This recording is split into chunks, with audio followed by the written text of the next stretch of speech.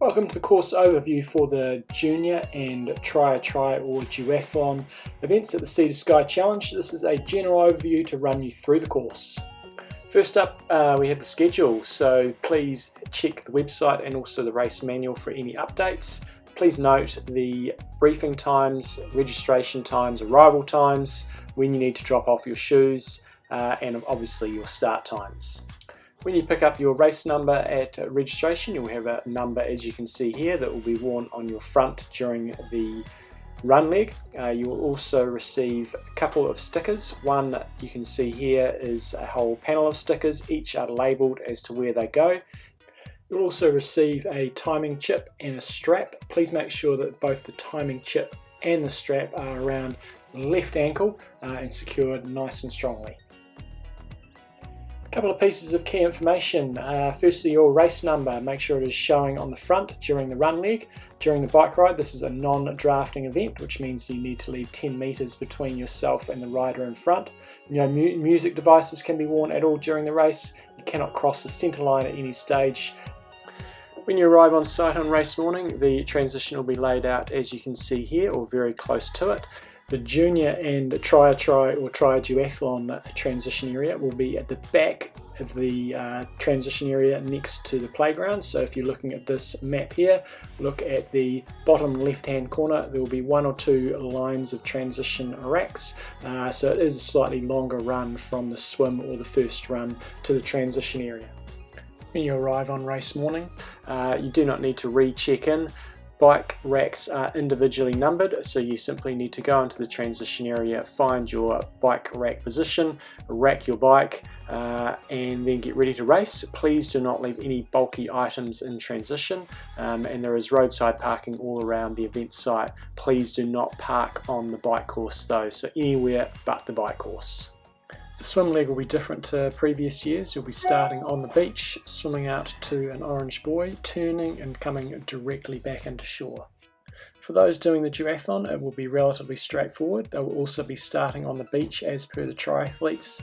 They'll run along the beach around about halfway down toward Cave Rock, where they will be directed up a ramp onto the promenade and then run back along the promenade to where the swimmers are coming out of the water, and then they will go over the wall and into the transition at the same position as the triathletes. Into the first transition, athletes will come over the wall using the steps near the finish line. They will then, looking at this map, follow the pink line. They'll run all the way to the far end of the transition area, then loop around into their zone, collect their bikes, and then they will run through zone 1, you can see in this image, to exit out onto the bike. They will run across the road and not get on their bikes until they are over the mountain line.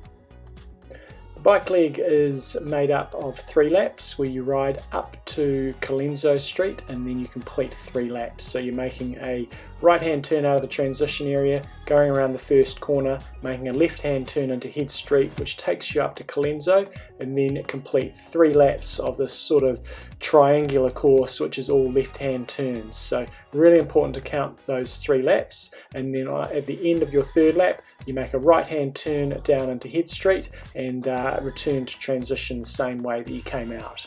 Just a reminder, there is absolutely no drafting on the bike leg, which means you need to leave 10 metres between yourself and the person in front. So if someone does come past you, it's then your responsibility to drop back those 10 metres. You cannot immediately pass someone again. If you're unsure of these rules, please refer to the event manual or to the Triathlon New Zealand website.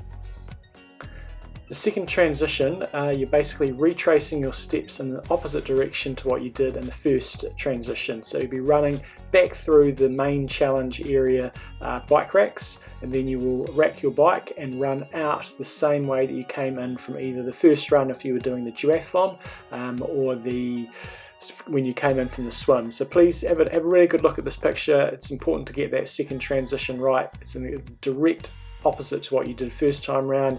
You dismount at the dismount line and then you run through the transition area, which won't have any bikes in it for all those doing the main challenge. Rack your bike, take your helmet off, and then run out past the paddling pool up onto the esplanade, and then you return down the steps onto the beach. Onto the final run, you'll run past the cafe and past the paddling pools, then you'll run down the steps, you'll run along the beach, all the way down to Cave Rock, where you'll turn left up the final ramp onto the promenade, and then you run all the way back along the promenade to the finish line. If you're in a team, the cyclist will stand next to their bike waiting for either the swimmer or the runner to complete the first leg. They will go off and do their bike ride, and then at the second transition the runner will be waiting in the transition area where the cyclist will be about to re-rack their bike. The cyclist will rack their bike, run over to the runner, and then the runner takes off and does their run. The transition for the timing chip needs to happen between each athlete, so the timing chip is basically your baton. When the first athlete comes into transition, you swap the timing chip over to your cyclist, and then likewise at the second transition you do the same. So whoever is active needs to have the timing chip around their ankle. With your numbers, the runner who is doing the final run wears the bib number. The cyclists will have some stickers to put on their helmet and around their bike, and the swimmer or the first runner does not need to have a number. And events do not happen without sponsors, so please thank the sponsors. If you're considering making any purchases in the areas that they operate, please give them a look up. But anything, social media contact, anything like that, recommendations would be fantastic to ensure the events like this will carry on.